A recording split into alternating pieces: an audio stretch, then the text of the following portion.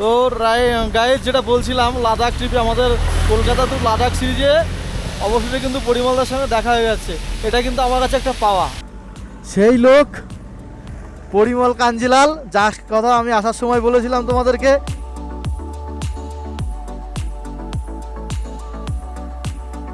Dears viewers, তোমাদের ভাই Kolkata two Ladakh সিরিজে আজকে পৌঁছে গেছে লে। আজকে না, 3 দিন আগে।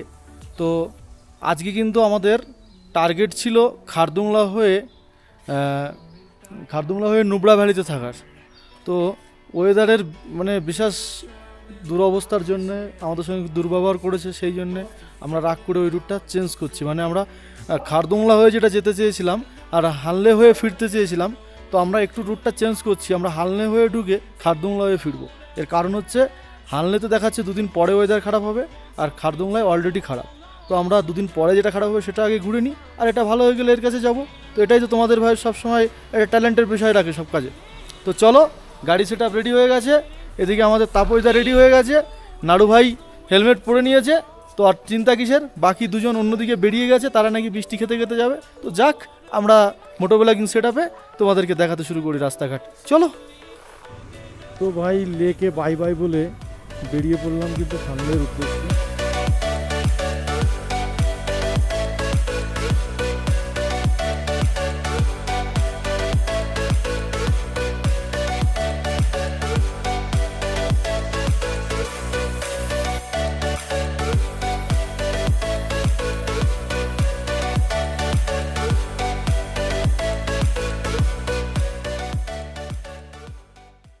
হানলে এখান থেকে 257 কিলোমিটার। আজকে কিন্তু আমাদের রাইড করতে হবে 257 কিলোমিটার, আর 257 কিলোমিটার রাইড করে পৌঁছাবো হানলে। মানে গোটা সার্কিটটা আমরা ঘুরিয়ে দিলাম আর কি। যাই হোক, ওয়েদারের ব্যাপার, তো ওয়েদারের সঙ্গে বেশি মাতব্বরি না করাটাই ভালো। তো সেই জন্যে ওয়েদার যেদিকে খারাপ আমরা সেদিকে যাচ্ছি না, আমরা যেদিকে ওয়েদারটা ভালো আছে সেই দিকেই যাচ্ছি। ও ভাই দেখো কাকে পেয়েছি, দেখো আমার তো ভাই লাদাখ দেখার থেকেও বড় দেখা হচ্ছে এই লোকটাকে দেখা। তো এই হচ্ছে সেই লোক পরিমল কাঞ্জিলাল, যার কথা আমি আসার সময় বলেছিলাম তোমাদেরকে যদি একবার দেখা হয় লোকটার সঙ্গে একবার পরিচয় করিয়ে দেবো। তো পরিমলবাবু, প্রথমে বলুন, একই জায়গার একই বাংলার আমরা, কেমন লাগছে? তো গাইজ যেটা বলছিলাম, লাদাখ ট্রিপে আমাদের কলকাতা টু লাদাখ সিরিজে অবশ্যই কিন্তু পরিমলদার সঙ্গে দেখা হয়ে যাচ্ছে। এটা কিন্তু আমার কাছে একটা পাওয়া। আমি কিন্তু এটা মন থেকে চেয়েছিলাম যে না, আমাদের যারা রাইডার আছি বা ভ্রমণ পিপাসু আছি তারা কিন্তু এই লোকটাকে ফলো করি। উনি একজন আইকন, যাকে কিন্তু ভ্রমণ পিপাসু বা রাইডাররা যাই বলো না কেন, সব লোক কিন্তু এই লোকটাকে দেখে একটু হলেও ইন্সপায়ার হয় যে না, জীবনে যদি কিছু ত্যাগ করতে হয়, যদি কিছু পেতে হয় তাহলে কিছু ত্যাগ করতে হবে। এই লোকের জীবন আমি প্রথম থেকে জানি। আপনি শুধু হ্যাঁ বলে যাবেন। আপনি প্রথম সাইকেলের দোকান ছিল আপনার? না, সাইকেলের না, রিপেয়ার দোকান, সাইকেল ছাড়ার দোকান, সাইকেল ছাড়ার দোকান, মানে সাইকেল রিপেয়ারিং এর দোকান। আমরা সাইকেলের দোকান বলি, সাইকেল রিপেয়ারিং দোকান ছিল। তারপর উনি চিন্তা করলেন যে সাইকেলের দোকান থেকে তো আমি সারা বিশ্ব ঘুরতে পারবো না, তো দোকানটা উনি বিক্রি করে একটা সাইকেল ভালো করে বিক্রি করিনি, ছেলে চালাচ্ছে। ছেলে চালাচ্ছে, যে সারিয়ে নিয়ে একটা সাইকেল নিয়ে, তখন সাইকেলটা সামনে হ্যান্ডেল বাঁকানো ছিল, সাইকেলটা নিয়ে কিন্তু উনি বেরিয়ে যান। ওনাকে আমি দেখেছি অনেকবার ভিডিওতে, আর আমিও আশা করেছিলাম ওনার সঙ্গে আমার একবার দেখা হোক। তো পরিমলবাবু, এইটার ব্যাপারে একটু বলবেন, আপনার এই পিছনের এই ইয়ে? এটা বাইসাইকেল ক্যাম্পার। ভারতবর্ষের বাইরে বিশ্বে আমি প্রথম যে লাদাখে এসেছি বাইসাইকেল ক্যাম্পার নিয়ে। আচ্ছা, এটাতে আপনার চালাতে কষ্ট হয় না? না ব্যাটারি সিস্টেম করে? না, ব্যাটারি ফ্যাটারি কোনো নেই। এটা সাইকেলে যেটা 60 কিলোমিটার হতো, সেটা 30 কিলোমিটার। আচ্ছা, আপনি বেরিয়েছেন কবে? বাড়ি থেকে বেরিয়েছেন কবে? গত বছরে 18 জুন। 18 জুন বেরিয়েছেন? আর গত বছর 18 জুন, মানে 1 বছর হতে চললো? 1 বছর পেরিয়ে গেছে। 1 বছর 3 দিন। 1 বছর পেরিয়ে গেছে। তাহলে আপনি বাড়িতে যান না? বাড়ির লোক খোঁজ করছে না? বাড়িতে কথা হয় না ফোনে। এখন কোথায় কোথায় করে আসলেন এইমাত্র? আমি পুরো সাউথ করে নর্থে এলাম।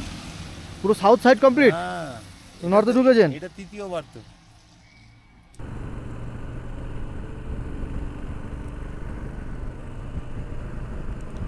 ভাই রাস্তাটা দেখো, একদম পুরো মনে হচ্ছে বাদিকটা পুরো মরুভূমি, পাহাড়ের মাঝখানে, আর ডান দিকটা গ্রিনারি, আর তার মাঝখান দিয়ে চলছে একদম চওড়া রোড। তো তো হানলে যাওয়ার পথে वो भी खोलो ढक्कन। আমরা কিন্তু এখান থেকে ফুল করে নিচ্ছি, কারণ আগে আর কোনো পেট্রোল পাম্প পাওয়া যাবে না। তো ভাই এখন ঘড়িতে বাজে 12:34, এখনও পর্যন্ত কিন্তু আমাদের কিছু খাওয়া দাওয়া হয়নি। তাই এখানে ফিউল করিয়ে পাশের রেস্টুরেন্টে ভাবলাম একটু খাওয়া দাওয়া করে নিই, রাস্তায় আর কোথাও দাঁড়াবো না, এক চান্সে বেরোবো, যেহেতু বৃষ্টির জন্য বেরোতে লেট হয়ে গেছে। তো চলো একটু খাওয়া দাওয়া করে নিই। তো হানলে যাওয়ার পথে কিন্তু আমাদের আজকের খাওয়া দাওয়াটা একটু বেশ বড় থালিতে ছিল। এতদিন ছোটো ছোটো থালি দিয়েছে, রাজমা চাউল খেতে খেতে পেটে চড়া পড়ে গেছিলো, কিন্তু আজকে খাবারটা একটু ভালো আছে। তো এই খাওয়া দাওয়াটা সেরেই আমরা ডিরেক্ট হানলের পথে চলে যাব।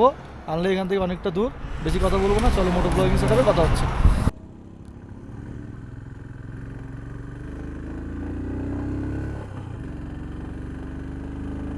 দেখো কত রাইডার এসছে।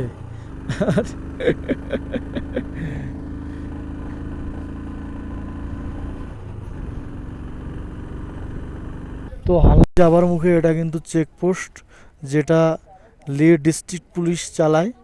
তো এখান থেকে আমাদের হানলে যেতে গেলে এখানে কিন্তু আমাদেরকে পারমিশনটা দেখাতে হবে, মানে পারমিটটা দেখাতে হবে। তো পারমিট দেখাতে চলে গেলো তাপসদা, আমাদের মোবাইল থেকে দেখালেই হয়ে যাচ্ছে। তো মোবাইলটা দিয়ে দিলাম, ওখান থেকে পারমিটটা দেখাতে চলে গেল। হার্ড কপি এখন না দেখালেও চলবে। তো চলো আগে যাই, যেতে যেতে আরও কী কী পারমিশন লাগে তোমাদেরকে দেখিয়ে দিই।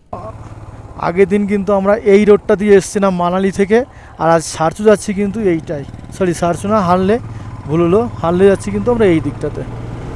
আর हमारा राइडर्स भाई आ रहा है, देखो कैसा लग रहा है भैया, तुम तो शेर हो, शेर शेर। তো আমার এই বাইক রাইডে এসে সব থেকে ভালো লাগে যেটা, সেটা হচ্ছে কোনো রাইডার গ্রুপস যখন আমার পাশ দিয়ে বেরিয়ে যায়, সত্যি আমার ভেতরে একটা অন্যরকম আনন্দ ফিল হয়, যে না সত্যি জীবনে এক শ্রেণীর মানুষ সমস্ত কিছুকে উপেক্ষা করে এই বাইক নিয়ে বেরিয়ে পড়েছে। টাকা পয়সা তোমার অনেক থাকতে পারে, জীবনে অনেক টাকা কামাতে পারো, কিন্তু সেটা তোমার পরিচয় হতে পারে না। তোমার পরিচয় তুমি কি দেখেছো, কি করেছো। আর চাকরি ও তো যে কোনো কেউ করতে পারে, ওটা কোনো ঘটনা না। মেন সমস্যা হচ্ছে তুমি চাকরি করছো, বাস্তব জীবনে তোমার কি অবদান রেখে যাচ্ছ, তোমার কি নিদর্শন থেকে যাচ্ছে, সেটাই হচ্ছে আসল ব্যাপার গুরু। ওই জন্য শুধু টাকা পয়সা আর নিজের জবের পিছনে ছুটো না, মাঝে মাঝে নিজের মূল্যবান সময়টার থেকে কিছুটা অংশ বের করে রাখো নিজের জন্য এবং সমাজের জন্য, যেটা থেকে তুমি নিজেকে কিছু শিক্ষা দিতে পারো, সমাজকে কিছু শিক্ষা দিতে পারো। তো চলো, enjoy the valley, not a rally.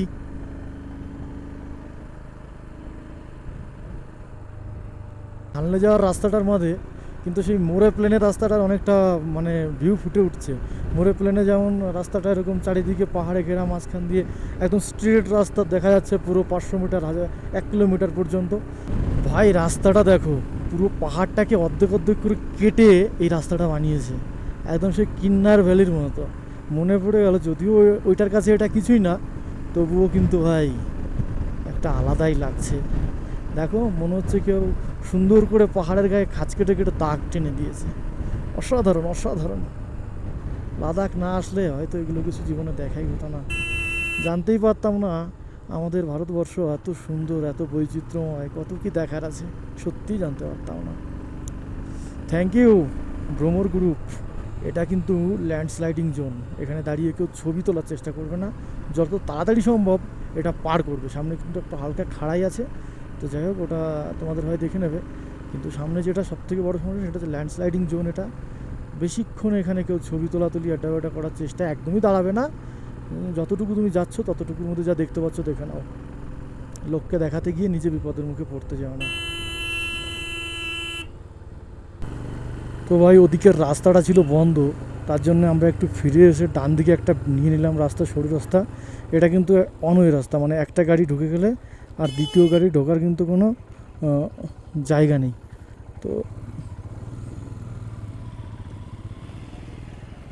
এই হচ্ছে কন্ডিশন। দেখো একটা বাইক, কে हुआ भाई, বাইক का प्रॉब्लम हो गया। দেখো একটা জিনিস, তোমরা যারা রাইড করতে চাও বলি, এই যে এই ভাইটা কিন্তু ক্লাস প্লেট পুড়িয়ে নিয়েছে। তো বাইক পাহাড়ে কিন্তু ক্লাস ধরে গাড়ি চালানোর চিন্তা ভাবনা ছেড়ে দাও, নইলে এরকম ক্লাস প্লেট পুড়িয়ে অর্ধেক রাস্তায় বাড়ি ফিরে যেতে হবে।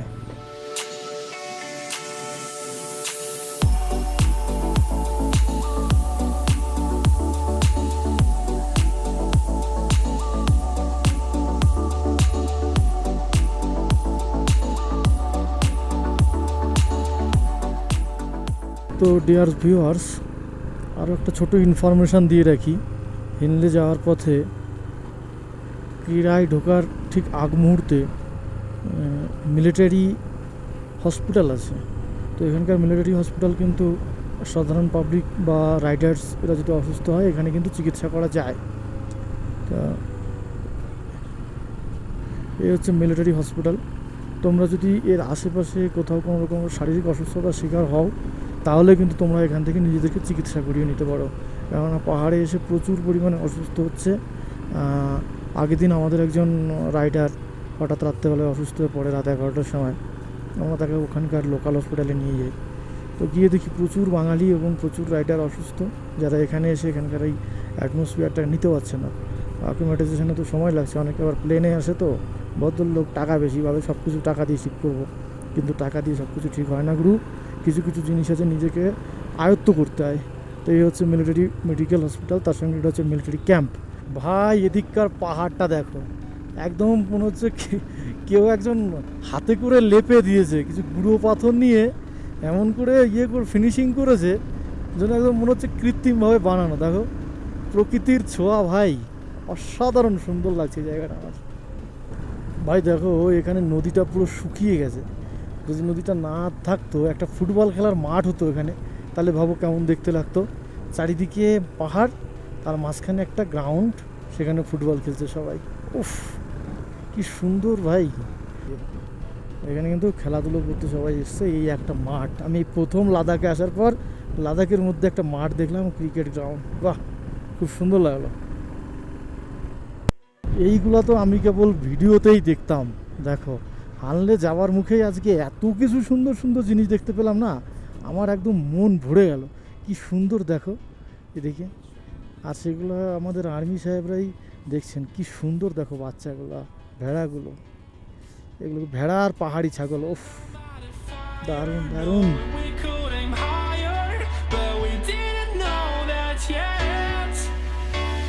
So if you want something to hold on to, gotta find it first.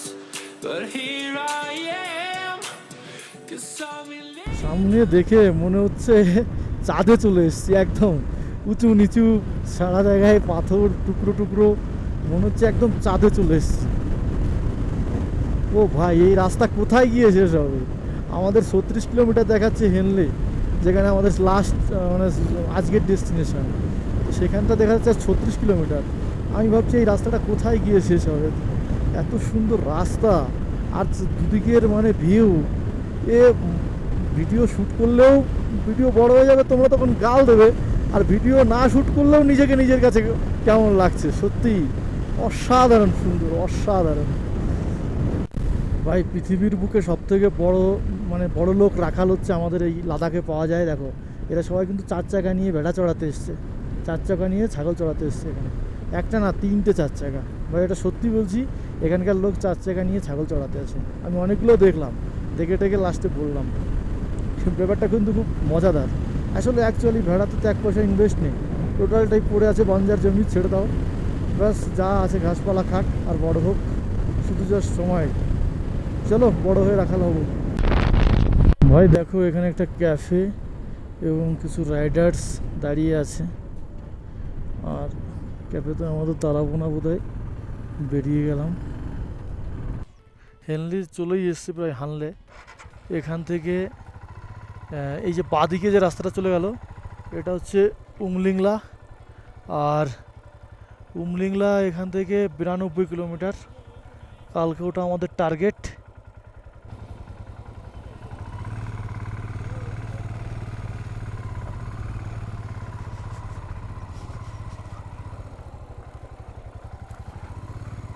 তো এখানে দুটো ভাই কিন্তু ওখানে টেন্ট লাগিয়েছে, আমিও আজকে টেন্ট করব।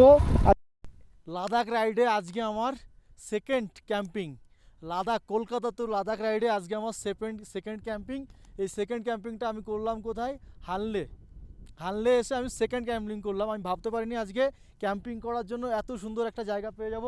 এইখানে হচ্ছে আমার বাইক, আর ঠিক এইখানে হচ্ছে জলের বিশাল ব্যবস্থা। দেখো এই দিকটাতে পুরো জল। আর এইখানে দুটো রাইডার ভাইকে পেয়েছি।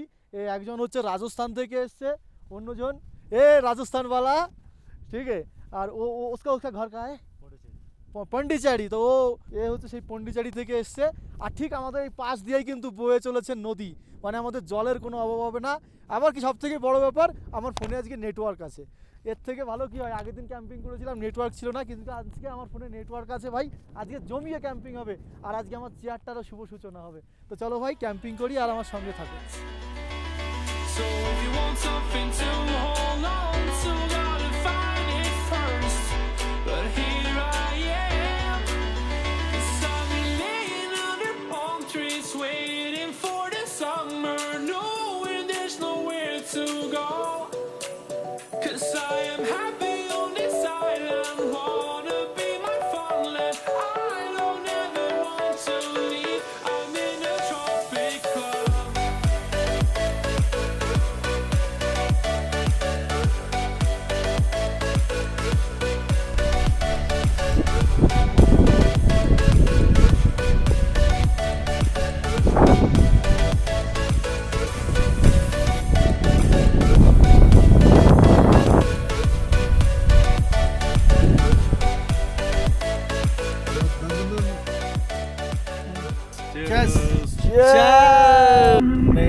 আমাদের ভাত রান্না চলছে, আর এখানে বসিয়ে দিয়েছি ডিম সিদ্ধ। আমার যে স্টোভটা ছিল সেটা ডিম সিদ্ধ বসিয়ে দিয়েছি, আর এদিকে ব্লুটুথে গান চলছে।